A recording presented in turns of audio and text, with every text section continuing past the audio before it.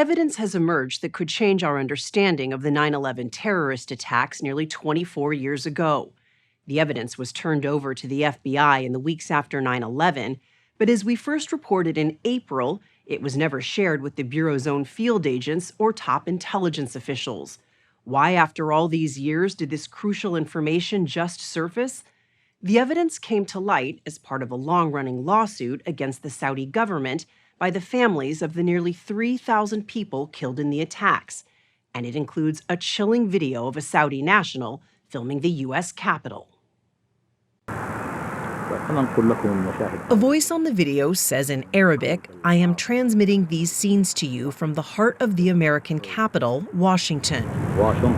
This video, recorded in the summer of 1999, was unsealed in federal court last year as part of the 9/11 family's lawsuit accusing Saudi Arabia of providing crucial support to the hijackers.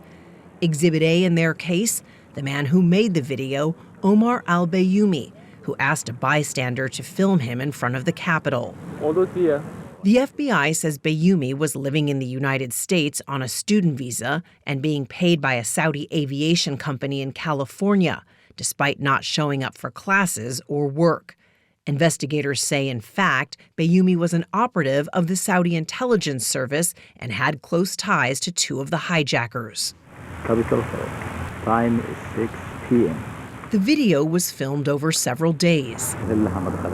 Bayoumi recorded entrances and exits of the Capitol, security posts, a model of the building, and nearby landmarks.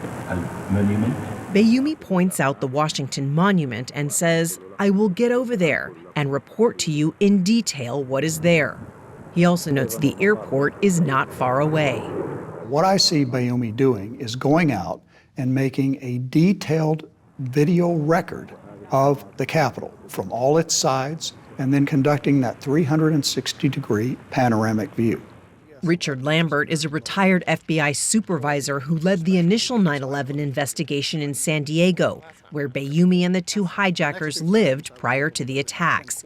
He's now a consultant on the case filed by the 9/11 families. If you've ever flown into Washington, D.C., one of the first things you see on the horizon is the Washington Monument. So if you know where your other targets are, it helps guide you to your intended target. Federal investigators believe the hijackers on Flight 93, which crashed near Shanksville, Pennsylvania, planned to hit the U.S. Capitol as their likely target. In the video, Bayoumi references a, quote, plan. You said that in the plan. What plan? What do you think he's talking about? I think he's talking to the al-Qaeda planners who tasked him to take the pre-operational surveillance video of the intended target. So this video is taken in late June and early July of 1999. What does that timing tell you? Well, that means it was taken within 90 days of the time when senior al-Qaeda planners reached the decision that the Capitol would be a target of the 9/11 attacks. That's when Osama bin Laden decided to approve the so-called planes operation proposed by Khalid Sheikh Mohammed, the mastermind of 9/11. During a raid on Bayoumi's UK apartment about 10 days after the attacks, British police discovered the Capitol video, along with about 80 other tapes and a trove of documents now being used as evidence in the family's lawsuit. This internal FBI report dated October 11, 2001, shows that copies of all recovered exhibits were sent to FBI New York via Federal Express, but the Capitol video never made it to the San Diego field office. I had not seen that video. Retired FBI Special Agent Danny Gonzalez, one of the lead 9/11 investigators in San Diego, says he never knew about the video during the 15 years he worked on the case. He is also a consultant for the 9/11 family's lawsuit. Not only did I not know, all of the case agents in San Diego didn't know, and the case agents in New York didn't know. And we're talking about the joint terrorism task forces that not only have FBI, but we have other state, local, and federal agencies. They did not know either. How's that possible? I don't have that answer, and that angers me. When I saw that video, I knew exactly what it was. Did you need this information to do your job? Absolutely. He believes he could have used the Capitol video to build a case against Bayoumi. I would have taken it to the United States Attorney's Office, who was requesting from us, the FBI, anything that we had they wanted to look at. Meaning what? That they would have filed charges, that they would have indicted? What would your hope in that be? It was a terror investigation, but it was also a mass murder. In your view, this video was so significant that it should have gone all the way to the top, to the White House. I think it should have, because it's the Capitol building. Gina Bennett was a senior counterterrorism analyst at the CIA for 20 years. In the aftermath of 9/11, we were briefing the president and the National Security Council. We didn't expect that this was a one and done. We expected al-Qaeda to continue to try. So resources were going entirely to trying to undermine any additional plotting. The Saudi government says this is a tourist video, that there's nothing to see here. You don't buy that? No, I don't. Who does a tourist video that is reporting back on this is where that building is, and here's where the security guards are? Now retired, she was the first person in the U.S. government to warn of the dangers of a global jihadist movement led by Osama bin Laden. Bennett has no involvement with the 9/11 family's lawsuit and says she, too, was unaware of the video's existence until we asked her to evaluate it. As we discovered, she was not the only one at the CIA in the dark. George Tenet, the CIA director at the time, says he wasn't aware of the video. Same for Michael Morrell, the president's daily intelligence briefer at the time. Does it surprise you that they didn't know about this?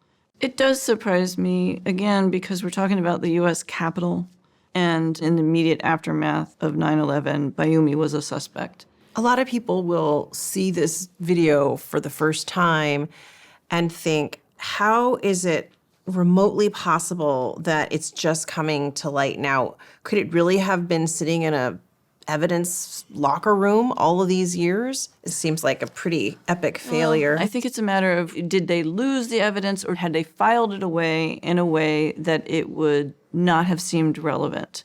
That I can see. As it turns out, there was more evidence, specifically this airplane sketch and math formula that was also seized from Bayoumi's UK apartment and turned over to the FBI in 2001.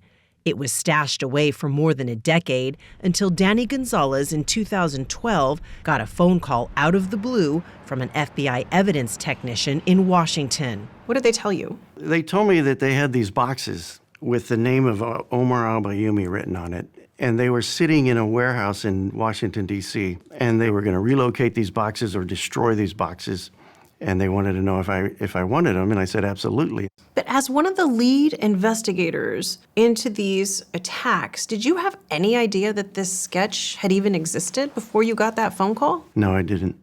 He had aviation and aerospace experts analyze the equation for the FBI.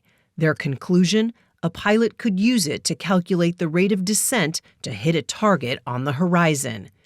In 2004, the 9/11 Commission produced what was at the time considered the definitive account of the attacks. Its executive director, Philip Zelikow, told us he was also unaware of it during his investigation. So were former senior U.S. intelligence officials we spoke to. As for Bayoumi, who was never charged with the crime and moved back to Saudi Arabia after 9/11, he was asked about the sketch as part of the lawsuit in a 2021 deposition.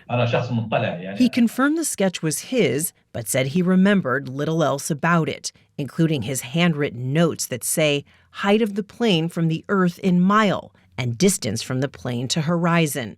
When pressed about it, he came up with a far-fetched explanation. Perhaps this was an equation that we studied before in high school, and I was trying to remember whether I'm going to be able to figure out and solve it or not. And what is an equation for? I didn't know. Just matter, just equation. There's no proof that Bayoumi shared the equation with any of the hijackers. What we do know is that he met the first two to arrive in the U.S. nearly 2 years before 9/11.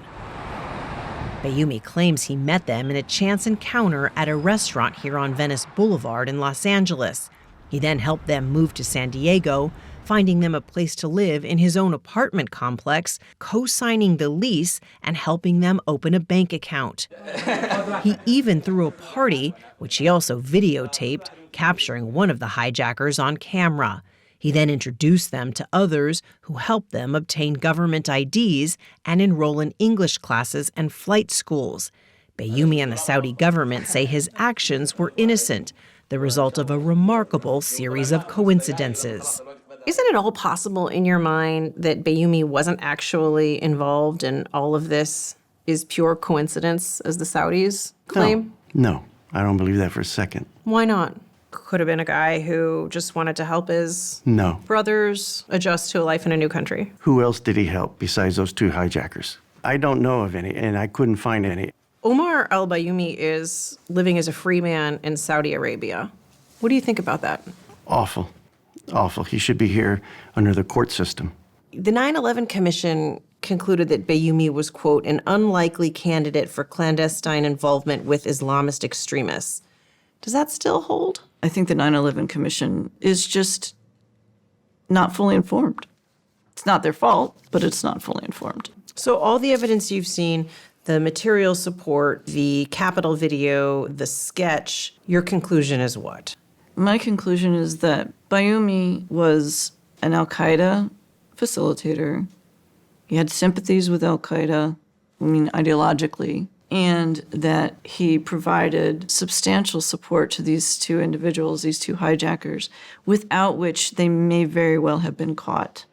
Bennett says Bayoumi was indispensable to the success of the hijackers' plot because they spoke no English, had little formal education, and no prior exposure to life in the West. I don't see al-Qaeda, as meticulous as it was with its planning, just throwing two operatives that are so instrumental to the success of this operation into a massive city without a soft landing, without a network there to catch them. She says the new evidence raises a lot of important questions. Like what? Who else? Were there other networks? Are any of those individuals still active here or elsewhere in the world? Is there any other evidence that's sitting in a box somewhere or, locked up, and work from that new information to learn what you got wrong, to learn how to not get it wrong again. Following our report, Senators Richard Blumenthal, Democrat of Connecticut, and John Cornyn, Republican of Texas, sent a letter to the director of the FBI wanting to know why the Bureau failed to turn over what they call critical evidence to the 9/11 Commission and the CIA in the wake of the 9/11 attacks. The FBI has yet to respond. It replied to our request for comment on our report by saying only that it would not discuss ongoing litigation. As for the Saudi government, it has filed a motion in federal court to dismiss the 9/11 family's lawsuit, saying neither the kingdom nor Omar al-Bayoumi had anything to do with the attacks. The judge overseeing the case is expected to rule on the motion soon.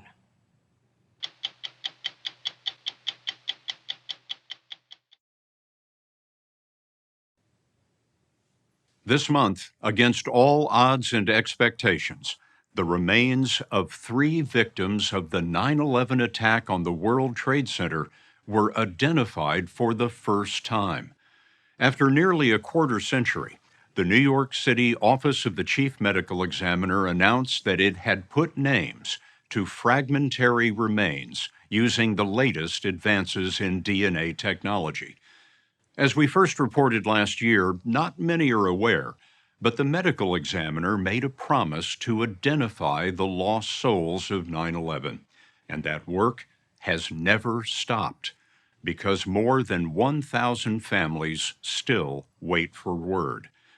You're about to meet 2 for whom the promise was kept. For Ellen Niven, the moment came in December 2023. She was decorating her Christmas tree when 2 police officers came to her door with news of her husband, John, who had been missing 22 years. John was my husband. I met him when I was 24 years old and had moved to New York. Incredible person, described by people who knew him as a real gentleman, very old school, old soul, wonderful father. Very happy when we had our young son and spent a lot of time with him. Great friend to a lot of people. John Niven was a 44-year-old insurance executive bound for his office on the 105th floor of the South Tower as the terrorist attack began.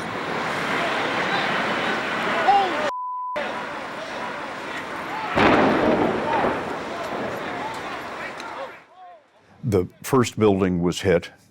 Mm-hmm. John was in the second building. The South Tower, yes. And he had an opportunity to call you. Yes, he said, "Hi, honey, it's me. If you hear anything on the news, don't worry, I'm okay." It was the other building. In the other building, a different family tragedy was unfolding. 25-year-old Haberman, Andrea L., had just received a visitor pass on her first trip to her company's headquarters on the 92nd floor.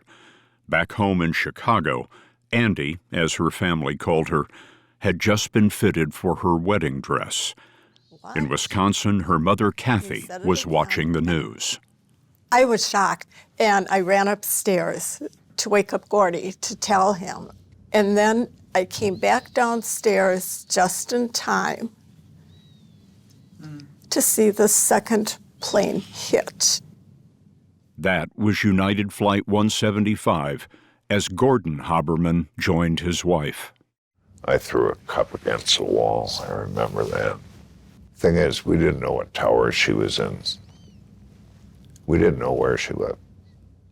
The search for Andrea Haberman, John Niven, and nearly 3,000 others would become the passion of Dr. Charles Hirsch, the city's chief medical examiner. He raced to the base of the burning towers with a team that included a young scientist named Mark Desire. Both towers were standing, they were on fire. We parked our truck. We were to set up a temporary morgue and begin to preserve the evidence. Wasn't down there very long. I had just received my orders from Dr. Hirsch. I picked up our gearbox, and the South Tower cracked. It was right over us, that plume. They could see the steel and the fire coming down, and I thought, this is it. This is how I die. The South Tower, with John Niven inside, foundered after 56 minutes.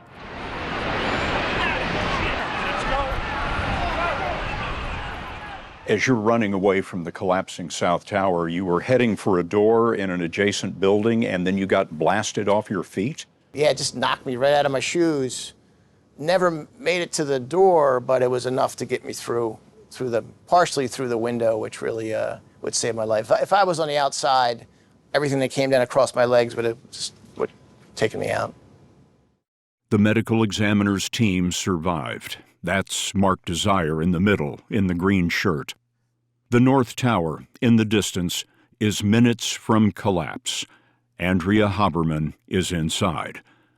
Her parents, her sister Julie and fiancé Al, drove 16 hours to Manhattan, where they picked up a list of hospitals. But with those lists of medical centers, Kathy and I split up, and Julie and Al took the west side of Broadway, and we took the east side. 32 different medical centers, working our way down towards tip Manhattan and Ground Zero. Of course, the answers were no. No. No, for Andrea Haberman and thousands of others. Manhattan was papered in pleas for the missing, and longing remained after hope had washed away. Everybody has a flyer. Everybody is looking for their people. Families lined up at a National Guard armory and waited hours to give DNA samples to the medical examiner. 17,000 reference samples, toothbrushes, razors, hairbrushes, anything that the person touched when they were alive. If we couldn't get one of those samples, what living relatives do we have? Moms and dads, kids? There was DNA swab done of my young son Jack's cheek. You filled out descriptions. You gave photographs. You filled out many, many forms. They swabbed your son's cheek for DNA. Yes. How old was he? 18 months. His father was among those entombed in a mountain of misery. Nearly 2 million tons of debris were searched by hand for human remains. After a year, they thought they had found everything. But then, in 2006, there was a shocking revelation. Bone fragments on the roof of a building across the street from Ground Zero. The medical examiner sent anthropologist Bradley Adams. We ended up going through the whole rooftop, and we found over 700 small bone fragments on that rooftop. And then we ended up, obviously if there's remains there, we need to search other areas. So we went through every floor of that building, even to the point of having vacuum cleaners and vacuuming up dust and debris. The remains on the Deutsche Bank building were from American Airlines Flight 11. The discovery prompted a new search for clues at Ground Zero.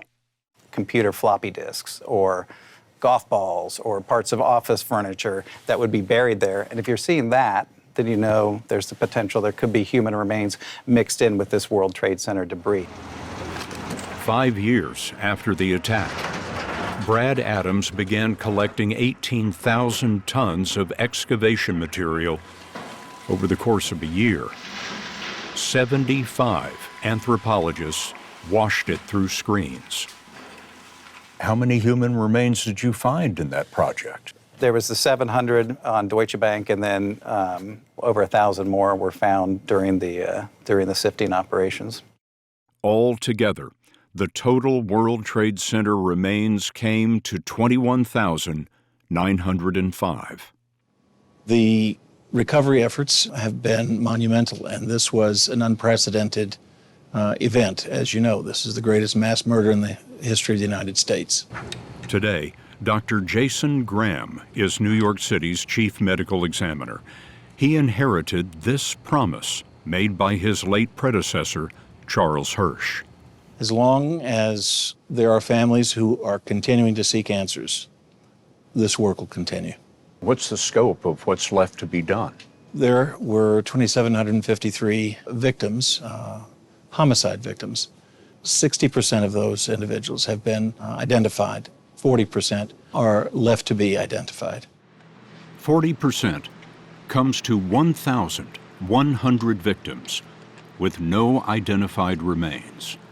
So these are the steps from once remains are received. Putting a name to those remains is the job of the last original member of the medical examiner's 9/11 team, Mark Desire, now Assistant Director of Forensic Biology. These remains went through every possible thing that could destroy DNA, from jet fuel to diesel fuel, mold, bacteria, sunlight, all kinds of chemicals that were in the building, insects, heat, fire. All of these things destroy DNA. Everything was present at Ground Zero, making this not only the largest forensic investigation in the history of the United States, but the most difficult. Some of these World Trade Center remains have been tested how many times? 10, 15 times, yeah. Without a result? Without a result. But if there's DNA in it, we're going to find it. We're going to find it. We're going to generate a profile. It may take us a while. All remains today are bone. In a demonstration with animal bone, Desire showed us new technologies that make breakthroughs possible. They include this cryogenic grinder, filled with liquid nitrogen at 320 degrees below zero. The early days of 9/11, 2001, we were doing this all by hand with a mortar and pestle. With high-speed vibration, individual cells in the deeply frozen bone shatter. A chemical process releases their DNA. Equipment like this has taken it to the next level, given us so much more access to cells. We need as much DNA as possible because these samples have hardly any. Other innovations chemically amplify DNA, revealing more information from the smallest fragment. Some as small as the size of a Tic Tac. We've been able to get DNA from those and generate a DNA profile. Samples are tested every week with advanced technology. John Niven's bone fragments, 15 in all, had been tested for years. Then, in 2023, the lab made a perfect match to the swab of the cheek of his infant son, taken 22 years before. First notifications are made in person. And the police came to the door, and my first reaction was, I said, is it my son? And they said, no, everything's okay. And these two wonderful, really kind policemen said, we're here to deliver you the news. And they had a letter that your husband's DNA has been discovered. When the police officer said, we found your husband's DNA, I mean, that must have hit you as quite a shock. It was a shock that they'd been looking all these 22 years. I thought that door had long been closed. Why open that door at all? It turns out many families don't want to know. When we come back, why others, including Andrea Haberman's family, are eager, even now, for every revelation.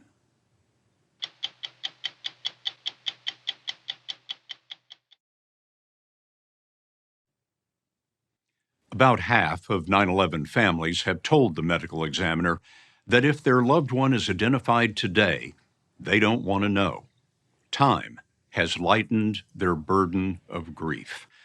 But the other half still hope for word, and few understand this mix of emotions like Dr. Jennifer Odian. She's the medical examiner's World Trade Center anthropologist, a scientist, and something of a counselor to those still hoping for the promise.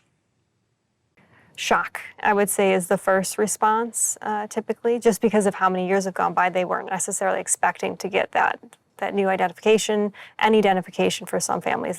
They weren't expecting it. And then after that, it tends to be emotional, some grief, because all the memories, everything is coming up about that. Can you give me a sense of how many families you're in touch with? Hundreds. Hundreds? Yeah. What memories have some of these families shared with you? Some of the memories are that last phone call that they received, or the last birthday they had, or a vacation. But a lot of it has to do with that last contact, whether it was in the morning before they went off to work, or if they had called while they were in the towers. A vital part of your job is to listen. Yes. And I will listen as long as they would like me to. We have phone calls sometimes, and it'll last an hour, and I will stay on and listen and talk to them. When they have questions, I'll answer it, but a lot of times they just want to speak to someone. I talked to Dr. Odian, Jen, who was wonderful and so kind and so nice. Ellen Niven spoke to Jennifer Odian in 2023 when the remains of her husband John were identified for the first time. So I heard nothing about John's remains for 22 years. So we just assumed that there was nothing.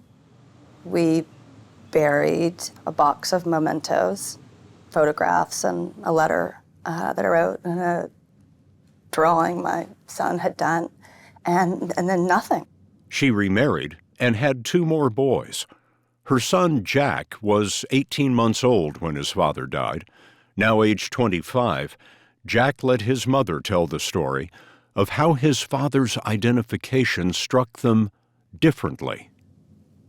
For me, it was very sad. For him, it was uplifting in a way to realize that people had been working all that time to find any piece of his dad, and that of all the people that were blessed by this breakthrough, that it was his dad, and that meant so much to him. So it was really moving to see how moved he was. So many people who had met John or had even not met John reached out to us, emails, letters, phone calls, to me and to Jack. And I think that for Jack, it really brought to life so many descriptions of his father that as a young man he could now really appreciate. So it was a great remembrance, John being able to be back in a lot of people's minds. As remains are identified, the folders get bigger and bigger because we keep adding all the information for those remains. Jennifer Odian adds new identifications to the DM files.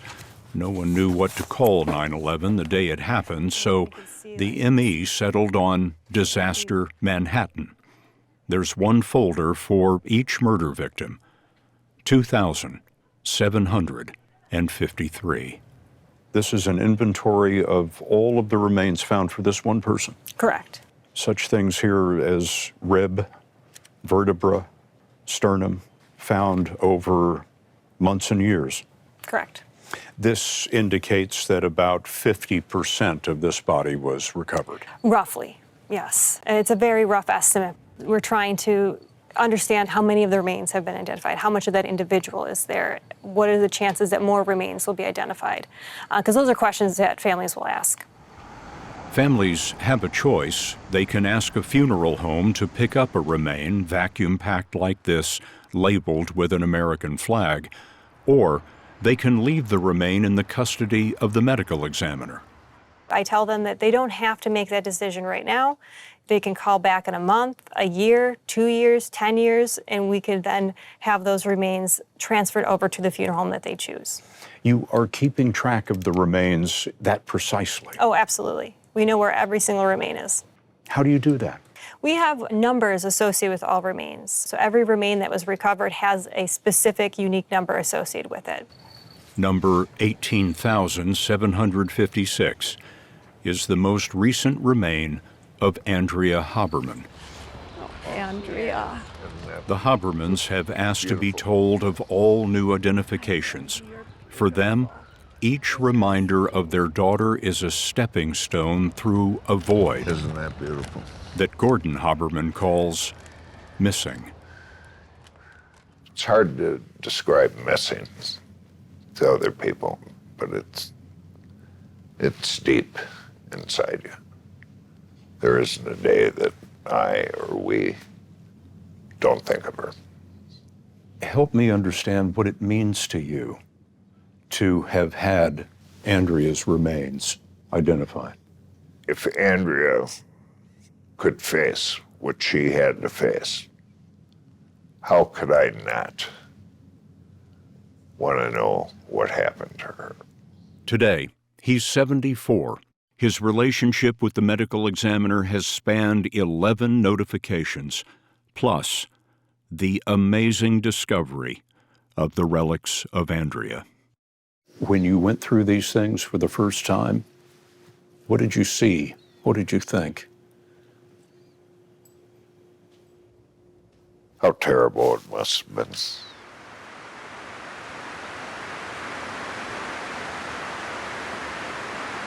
We met Gordon Haberman at the National September 11th Memorial Museum at Ground Zero. With the help of the museum staff, we saw artifacts from Andrea's purse, which are archived, cataloged, and handled like antiquities.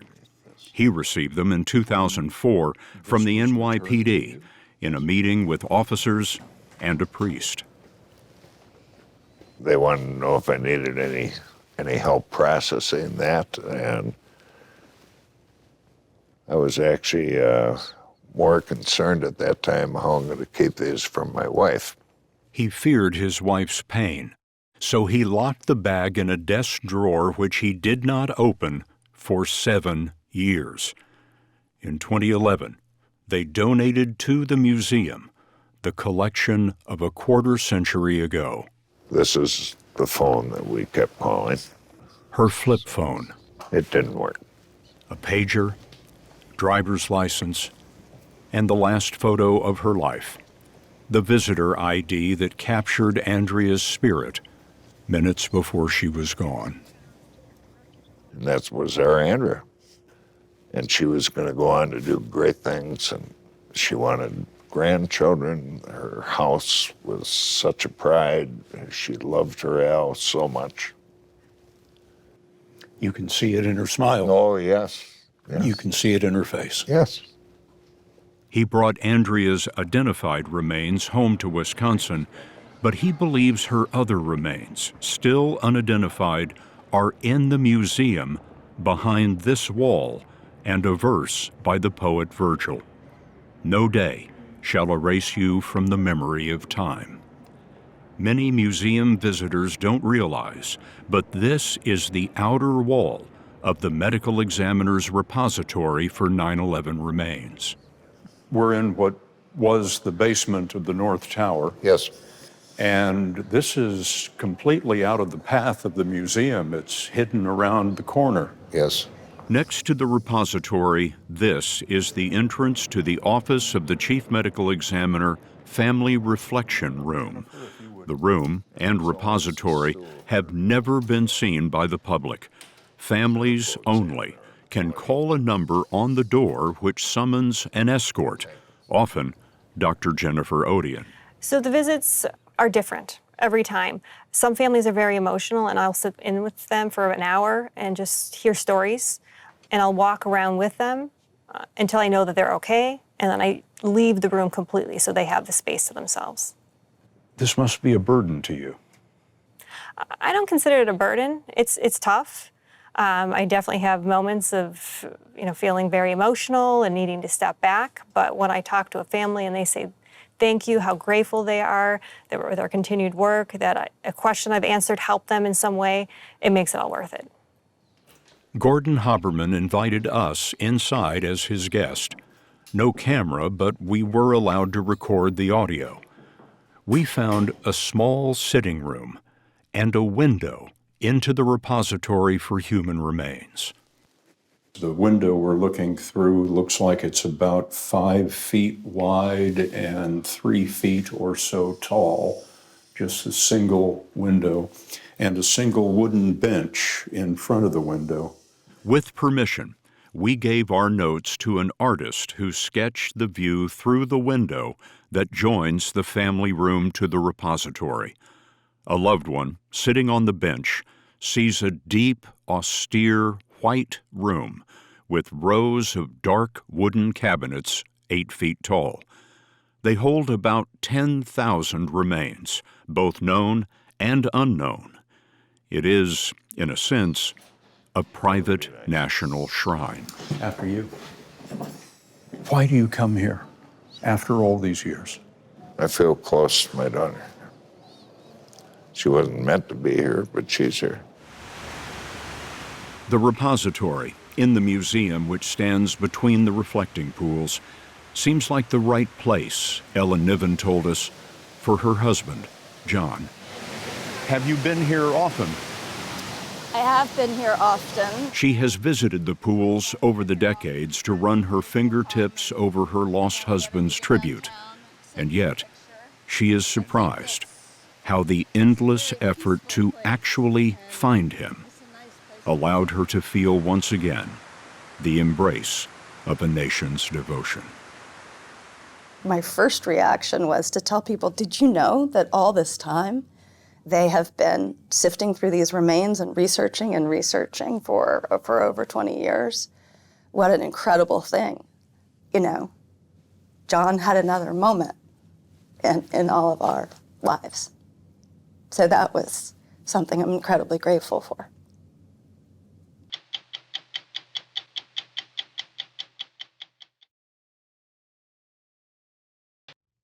Construction resumed last month on the only house of worship destroyed on 9/11.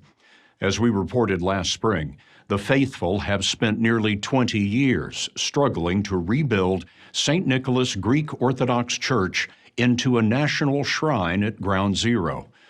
At times opposed by the powerful, sabotaged by human frailty, the project is rising again, thanks to those who never lost faith in the resurrection of St. Nicholas. In 1922, a tavern found religion. During Prohibition, Greek immigrants consecrated a Lower Manhattan bar with a cross. The first time I walked in, and I saw the little place in there, beautiful little place, I felt something. Bill Tarazonis was the last caretaker of St. Nicholas. It was my pride and joy. You called the place Uncle Nick. That's the first thing when I walked in, says, "Hi, Uncle Nick, how are you?" That was my thing. Uncle Nick was traditional. The tomb of Jesus was carried through streets on Easter. On the Epiphany, the cross was raised from the river, symbolizing the baptism of Jesus. His face was humble, but inside there was soul. Rich images of Jesus, Mary, and the saints, known as iconography. Developers coveted the land, but the lone church stood its ground. They were set that no one was going to take their church. My father spoke for all. There was not to be any compromise. Regina Catapothi's father, Jimmy Manyantes, was president of the church and frustrated developers for 34 years. He said they offered me $15 million, and I said no. There was absolutely no hesitation about it. There was even a time that the archdiocese itself wanted to sell the church. How could he turn down the archdiocese? My father was a man of principle, and a church is a body of people. All he had to do was say no. For 8 decades, St. Nicholas remained defiant at 155 Cedar Street, an address that would mark its place in history. Before we knew it, hell broke loose. Bill Tarazonis was there on 9/11. The building just went like this. I said, what's going on here? And then I walk outside. That was the worst thing in my life. A landing gear wheel bounded into the parking lot. Tarazonis opened his van to find human remains across his seat. He fled on foot just before Tower 2 collapsed. That's when you knew that St. Nicholas was gone. Yep. I lost part of me. I lost part of me.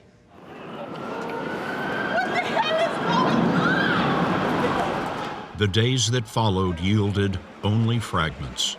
We'll find more, Father. We will. Greek Archbishop Demetrios on the left comforted rescue workers.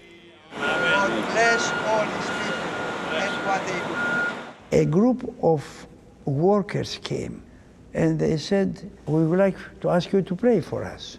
I say, "Why?" They said, "Here, as we work, we know that we deal also with remnants of human bodies. Please pray for us." Among the dead was 31-year-old John Katzimatithis, a bond broker in one of the towers, who had discovered St. Nicholas on a lunch hour. His sister, Anthula Katzimatithis, told us his remains were never found. I don't have a gravesite to visit, and it's incredibly difficult because we never buried anything or, said goodbye. What was it about the church that was so special to your brother? With all these buildings and concrete, I think he felt, I know, that he probably felt at peace lighting a candle and just saying a prayer for whatever was going on. Those buildings in concrete became the 9/11 Memorial, and plans were drawn for a small domed church, the St. Nicholas National Shrine. But as the congregation prayed at the site each year, there were delays and a budget that quadrupled to $85 million. Construction began in 2015. The dome rose a year later. But in 2017, the money from private donations ran out. Construction stopped. Only faith kept St. Nicholas alive, as we discovered 5,000 miles away.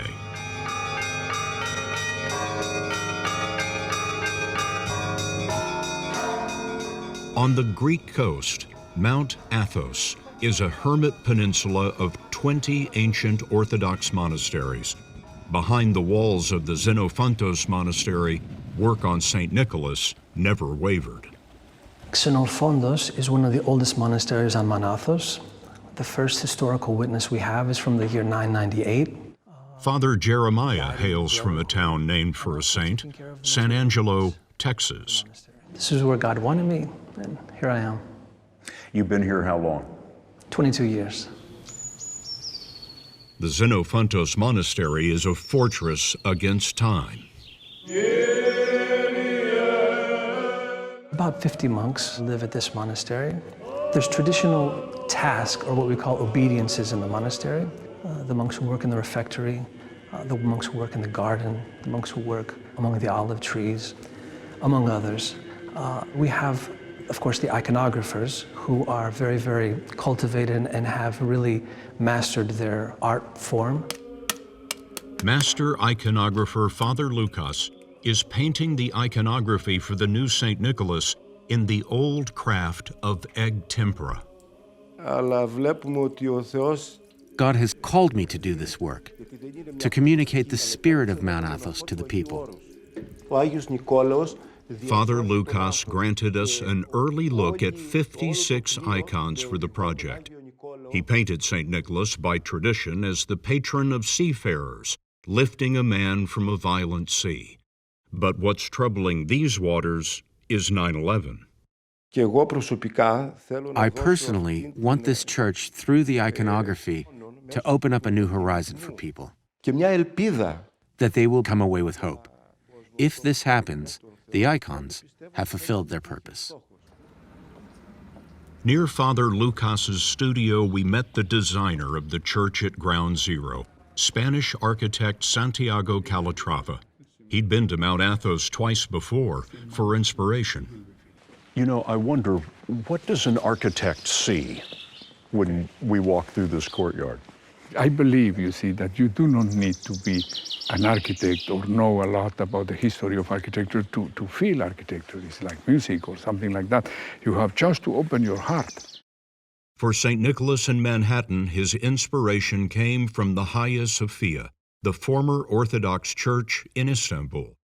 Inside, Calatrava sketched an icon of Mary, and he thought, since she carried Christ, her body was a church. So there is herself became a kind of temple, isn't it? Containing something that, according to the Orthodox faith, is almost uncontainable, which it is the idea of God.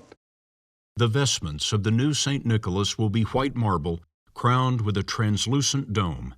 At night, it will be a beacon. Light, very important. Why is the light very important? Light in my eyes is to architecture, this what sound is to music. Light, candlelight, illuminated the Easter celebration on our visit to Mount Athos in 2018. Abbot Alexios led the procession and at midnight quoted the angel in the book of Mark. He is risen. He is not here.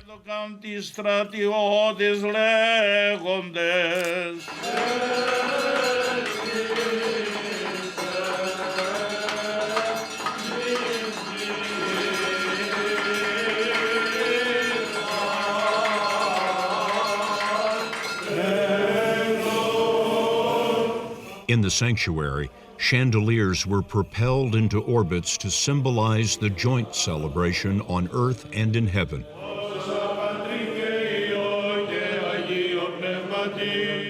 Recalling the psalm, "Praise him, sun and moon. Praise him, all you stars of lights."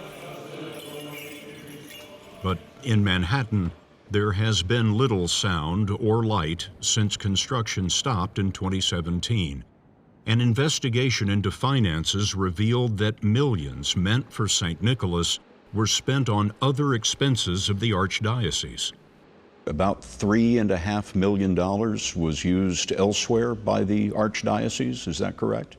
It was a transferring of money from the St. Nicholas to another kind of account. Afterwards, we heard about that. I asked why you did that. I said, you should not have touched the St. Nicholas. money at all. For no matter what, it was a mistake, has been corrected. The money was returned. Last year, Archbishop Demetrios resigned. A new archbishop and New York State named an independent board to raise the last $45 million and manage construction. Fresh hope for Anthula Kastamatithis, who lost her brother. I know that once St. Nicholas opens, my mom and I will visit and say a prayer for John there. A place of love and hope for all family members and for all people from around the world who are going to come and visit and pay their respects to everyone that died that day. Last summer, Father Lukas left his refuge on Mount Athos for Manhattan to take the measure of God's empty gallery.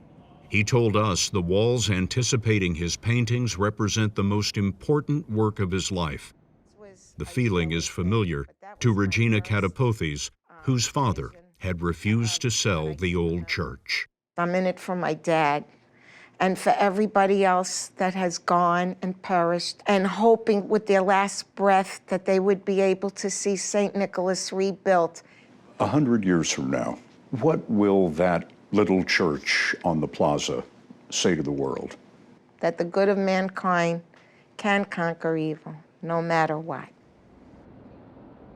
It was the Orthodox Church that made the cross the symbol of Christianity. But during construction, it was discovered the dome of St. Nicholas alone had reached the maximum height allowed by a higher power, the Port Authority of New York and New Jersey, which controls the site.